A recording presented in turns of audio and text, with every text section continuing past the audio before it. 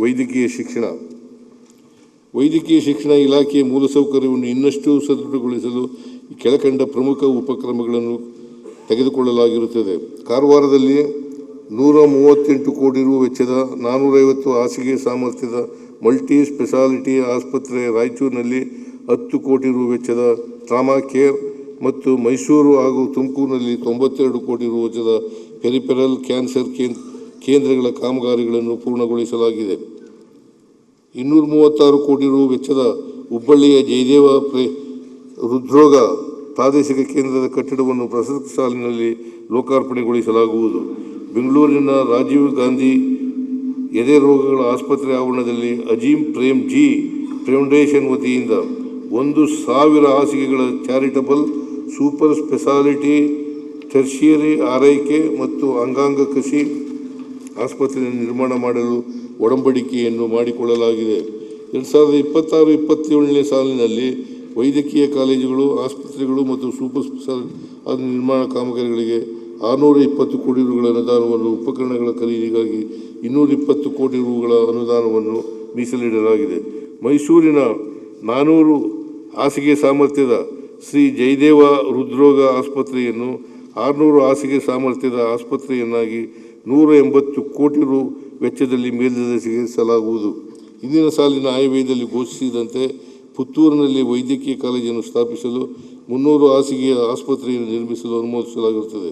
ಅಲ್ಲದೆ ಬಾಗಲಕೋಟೆಯಲ್ಲಿ ರಾಜೀವ್ ಗಾಂಧಿ ಆರೋಗ್ಯ ವಿಜ್ಞಾನ ವಿಶ್ವವಿದ್ಯಾಲಯ ಘಟಕ ಕಾಲೇಜನ್ನು ಸ್ಥಾಪಿಸಲು ಕ್ರಮ ವಹಿಸಲಾಗಿದೆ. ಸದರಿ ಕಾಲೇಜುಗಳ ಕಾರ್ಯಾಚರಣೆಗಾಗಿ ಸೂಕ್ತ ಕ್ರಮಗಳನ್ನು ತೆಗೆದುಕೊಳ್ಳಲಾಗುವುದು. ವಿಜಯಪುರ ಮತ್ತು ಕೋಲಾರ ಜಿಲ್ಲೆಯಲ್ಲಿ ಸರ್ಕಾರಿ ವೈದ್ಯಕೀಯ ಕಾಲೇಜನ್ನು ಸ್ಥಾಪಿಸಲು ವಿಸ್ತೃತ ಯೋಜನಾ ವರದಿಯನ್ನು ತಯಾರಿಸಲಾಗುವುದು. ಕಾರವಾರ ಮತ್ತು ಯಾದಗಿರಿಯಲ್ಲಿ ತಲಾ 100 ಕೋಟಿ ರು ವೆಚ್ಚದಲ್ಲಿ ಸೂಪರ್ ಸ್ಪೆಷಾಲಿಟಿ ಆಸ್ಪತ್ರೆಗಳನ್ನು ತೆರೆಯಲಾಗುವುದು. ವಿಜಯನಗರ ಮತ್ತು ಕೊಪ್ಪಳ ಜಿಲ್ಲೆಯಲ್ಲಿ ತೃತೀಯ ಹಂತದ ಕ್ಯಾನ್ಸರ್ ಆರೈಕೆ ಒದಗಿಸಲು ಕ್ಯಾನ್ಸರ್ ಆಸ್ಪತ್ರೆಯನ್ನು ಮುನಿರಾಬಾದ್ ಟಿಬಿ ಡ್ಯಾಂನಲ್ಲಿ ಸ್ಥಾಪಿಸಲಾಗುವುದು. ಬೆಂಗಳೂರಿನ ಗೋವಿಂದರಾಜನಗರ ಬಿಬಿಎಂಪಿ ಮಲ್ಟಿ ಸ್ಪೆಷಾಲಿಟಿ ಆಸ್ಪತ್ರೆಯಲ್ಲಿ ಜಯದೇವ ಹೃದ್ರೋಗ ಸಂಸ್ಥೆಯ ಪ್ರಾದೇಶಿಕ ಕೇಂದ್ರವನ್ನು 15 ಕೋಟಿ ರುಗಳ ವೆಚ್ಚದಲ್ಲಿ ಗ್ರೇಟರ್ ಬೆಂಗಳೂರು ಪ್ರಾಧಿಕಾರದ ಸಹಯೋಗದೊಂದಿಗೆ ಸ್ಥಾಪಿಸಲಾಗುವುದು. ಬೆಂಗಳೂರಿನ ವಾಣಿವಿಲಾಸ ಆಸ್ಪತ್ರೆ ಮತ್ತು ಕಲಬುರಗಿಯ ಗುಲ್ಬರ್ಗ ವೈದ್ಯಕೀಯ ವಿಜ್ಞಾನ ಕಾಲೇಜಿನಲ್ಲಿ IVF ಕೇಂದ್ರಗಳನ್ನು ಸ್ಥಾಪಿಸಲು ತಲಾ 1 ಕೋಟಿ ರುಗಳನ್ನು ಒದಗಿಸಲಾಗುವುದು. ಬೆಂಗಳೂರಿನ ವಿಕ್ಟೋರಿಯಾ ಆಸ್ಪತ್ರೆಯನ್ನು ಶಾಂತವೇರಿ ಗೋಪಾಲಗೌಡ ಆಸ್ಪತ್ರೆ ಎಂದು ಮರುನಾಮಕರಣಗೊಳಿಸಲಾಗುವುದು. ಬೆಂಗಳೂರು ವೈದ್ಯಕೀಯ ಕಾಲೇಜಿನ MBBS ಮತ್ತು BDS ವಿದ್ಯಾರ್ಥಿಗಳ ಬಾಲಕರ ಹಾಸ್ಟೆಲ್ ನಿರ್ಮಾಣಕ್ಕಾಗಿ 10 ಕೋಟಿ ರುಗಳ ಅನುದಾನವನ್ನು ಒದಗಿಸಲಾಗುವುದು. ಮಹಿಳಾ ಮತ್ತು ಮಕ್ಕಳ ಅಭಿವೃದ್ಧಿ. ಗುಲಾಬಿ ಎಂದರೆ ಅಮ್ಮನಿಗೆ ಇಷ್ಟ, ಗೊತ್ತು ಅವಳಿಗೆ ಮುಳ್ಳಲ್ಲಿ ಹರಳುವ ಕೃಷ್ಣ. PM ಬಶೀರ್. ಗೃಹಲಕ್ಷ್ಮಿ ಯೋಜನೆಯಡಿ ಇಲ್ಲಿಯವರೆಗೂ ಎಲ್ಲ ಅರ್ಹ ಫಲಾನುಭವಿಗಳಿಗೆ ಒಟ್ಟು 62,345 ಕೋಟಿ ರುಗಳ ವೆಚ್ಚ ಭರಿಸಲಾಗಿದೆ. ಈ ಯೋಜನೆಯಡಿ 1.24 ಕೋಟಿ ಫಲಾನುಭವಿಗಳಿಗೆ ಯಶಸ್ವಿಯಾಗಿ ಧನ ಸಹಾಯ ಪಾವತಿಸಲಾಗುತ್ತಿದೆ. ಪ್ರಸಕ್ತ ಸಾಲಿನಲ್ಲಿ ಈ ಯೋಜನೆಯಡಿ 28,608 ಕೋಟಿ ರುಗಳನ್ನು ಮೀಸಲಿರಿಸಿದೆ. ಮಹಿಳೆಯರು ಮತ್ತು ಮಕ್ಕಳಿಗೆ ಸಂಕಷ್ಟದ ಸಂದರ್ಭದಲ್ಲಿ ತಕ್ಷಣದ ರಕ್ಷಣೆ ನೀಡುವ ಉದ್ದೇಶದಿಂದ ಅಕ್ಕಪಡೆ ಯೋಜನೆಯನ್ನು ಗೃಹ ಇಲಾಖೆಯ ಸಹಯೋಗದೊಂದಿಗೆ ಎಲ್ಲ ಜಿಲ್ಲೆಗಳಲ್ಲಿ ಯಶಸ್ವಿಯಾಗಿ ಅನುಷ್ಠಾನಗೊಳಿಸಲಾಗಿದೆ. ರಾಜ್ಯದಲ್ಲಿ ಕಾರ್ಯನಿರ್ವಹಿಸುತ್ತಿರುವ 1,39,844 ಅಂಗನವಾಡಿ ಕಾರ್ಯಕರ್ತೆಯರು ಸಹಾಯಕರಿಗೆ ಹೆಚ್ಚುವರಿಯಾಗಿ 1 ಜೊತೆ ಸಮವಸ್ತ್ರವನ್ನು ವಿತರಿಸಲಾಗುವುದು. ಮಾಜಿ ದೇವದಾಸಿಯರ ಹಾಗೂ ಲಿಂಗತ್ವ ಅಲ್ಪಸಂಖ್ಯಾತರ ಸ್ಥಿತಿಗತಿ ಅರಿಯಲು, ಪುನರ್ವಸತಿ ಕಲ್ಪಿಸಲು ಮತ್ತು ಸರ್ಕಾರದ ಸೌಲಭ್ಯಗಳನ್ನು ಒದಗಿಸುವ ಹಿನ್ನೆಲೆಯಲ್ಲಿ ಅವರ ನಿಖರ ಮಾಹಿತಿ ಸಂಗ್ರಹಿಸುವುದಕ್ಕಾಗಿ ಸಮೀಕ್ಷೆಗಳನ್ನು ಕೈಗೊಳ್ಳಲಾಗಿದೆ. ಮಾಜಿ ದೇವದಾಸಿಯರ ಮಕ್ಕಳಿಗೆ ಉನ್ನತ ಶಿಕ್ಷಣದ ಅವಕಾಶಗಳನ್ನು ವಿಸ್ತರಿಸುವುದರ ಜೊತೆಗೆ ಹೆಣ್ಣು ಮಕ್ಕಳಿಗೆ ಸ್ವಯಂ ಉದ್ಯೋಗ ಮತ್ತು ವೈಯಕ್ತಿಕ ಆದಾಯೋತ್ಪನ್ನ ಚಟುವಟಿಕೆಗಳನ್ನು ಕೈಗೊಳ್ಳಲು ಅಗತ್ಯ ಆರ್ಥಿಕ ಸಹಾಯ ನೀಡುವ ಕಾರ್ಯಕ್ರಮವನ್ನು ರೂಪಿಸಿ ಜಾರಿಗೆ ತರಲು 5 ಕೋಟಿ ರುಗಳನ್ನು ಮೀಸಲಿಡಲಾಗುವುದು.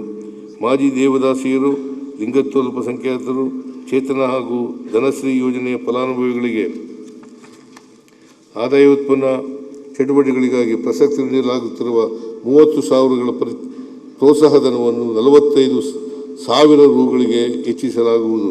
ಮಾದಕ ವ್ಯಸನಕ್ಕೆ ಒಳಗಾದ 18 ವರ್ಷದೊಳಗಿನ ಮಕ್ಕಳಿಗಾಗಿ ಪ್ರಾಯೋಗಿಕವಾಗಿ ಬೆಂಗಳೂರಿನ ನಿಮಾನ್ಸ್ ಹಾಗೂ ಧಾರವಾಡದ ಡಿಮಾನ್ಸ್ ಸಂಸ್ಥೆಗಳ ಸಹಯೋಗದೊಂದಿಗೆ ಮಾದಕ ವ್ಯಸನಿಗಳ ಪುನರ್ವಸತಿ ಕೇಂದ್ರಗಳನ್ನು ಪ್ರಾರಂಭಿಸಲಾಗುವುದು.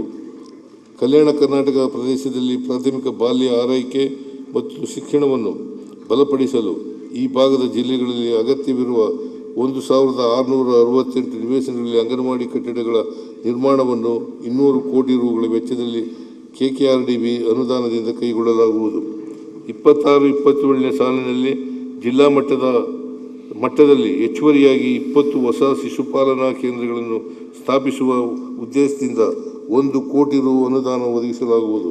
ನಮ್ಮ ಸರ್ಕಾರದ ಹಿಂದಿನ ಅವಧಿಯಲ್ಲಿ ಗರ್ಭಿಣಿ ಮತ್ತು ಬಾಣಂತಿಯರಿಗೆ ಅಂಗನವಾಡಿ ಕೇಂದ್ರಗಳಲ್ಲಿ ಮಧ್ಯಾಹ್ನದ ಬಿಸಿಯೂಟ ನೀಡುವ ಮಾತೃಪೂರ್ಣ ಯೋಜನೆಯನ್ನು ಜಾರಿಗೊಳಿಸಲಾಗಿತ್ತು. ಈ ಯೋಜನೆಯು ಅವರಲ್ಲಿ ರಕ್ತಹೀನತೆ ಮತ್ತು ಅಪೌಷ್ಟಿಕತೆ ತಡೆಗಟ್ಟಲು ಸಹಕಾರಿಯಾಗಿತ್ತು. ತದನಂತರದಲ್ಲಿ ಮಧ್ಯಾಹ್ನದ ಬಿಸಿಯೂಟದ ಬದಲಾಗಿ ಟೇಕ್ ಹೋಮ್ ರೇಷನ್ಗೆ ಒತ್ತು ನೀಡಲಾಗಿ ಯೋಜನೆಯ ಮೂಲ ಉದ್ದೇಶ ಅಳಿತಪ್ಪಿದಂತಾಗುತ್ತದೆ. ಇದನ್ನು ಮನಗಂಡು ಎಲ್ಲ ಫಲಾನುಭವಿಗಳಿಗೂ ಇಂದಿನಂತೆ ಅಂಗನವಾಡಿ ಕೇಂದ್ರಗಳಲ್ಲಿ ಪ್ರತಿದಿನ ಮಧ್ಯಾಹ್ನದ ಬಿಸಿ ಊಟ ನೀಡುವ ಯೋಜನೆಯನ್ನು ಮರುಸ್ಥಾಪಿಸಲಾಗುವುದು.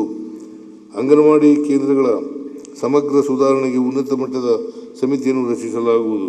2026-27ನೇ ಸಾಲಿನಲ್ಲಿ ಮಕ್ಕಳ ಉದ್ದೇಶಿತ ಕಾರ್ಯಕ್ರಮಗಳಿಗಾಗಿ 63,135 ಕೋಟಿ ಮತ್ತು ಮಹಿಳಾ ಉದ್ದೇಶಿತ ಕಾರ್ಯಕ್ರಮಗಳಿಗಾಗಿ 94,663 ಕೋಟಿ ಒದಗಿಸಲಾಗಿದೆ. ಸಮಾಜ ಕಲ್ಯಾಣ. ಕುರಿಗಳ ಕಾಯುವ ಕುರುಬನ ಕೂಗು, ಜನರ ಮಾತು, ಕವನ, ಸೋತ ರಟ್ಟೆಗಳ ಊತ, ಕಾಲುಗಳ ಬೆವರ ಹಸಿರು ಕವನ. ಸಿದ್ಧಲಿಂಗಯ್ಯ.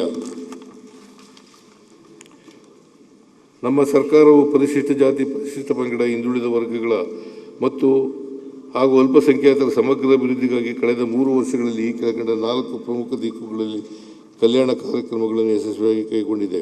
ಶಿಕ್ಷಣ ಮತ್ತು ಮಾನವ ಸಂಪನ್ಮೂಲ ಅಭಿವೃದ್ಧಿ.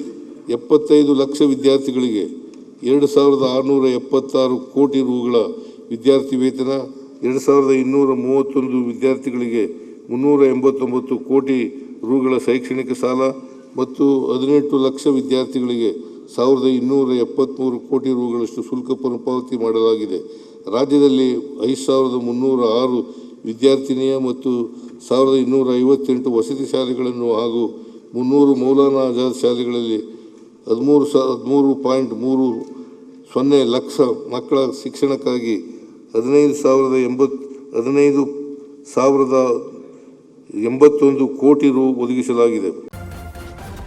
ನ್ಯೂಸ್ ಫಸ್ಟ್, ನಿರ್ಭೀತಿಯಿಂದ ನಿಮ್ಮ ಪರವಾಗಿ.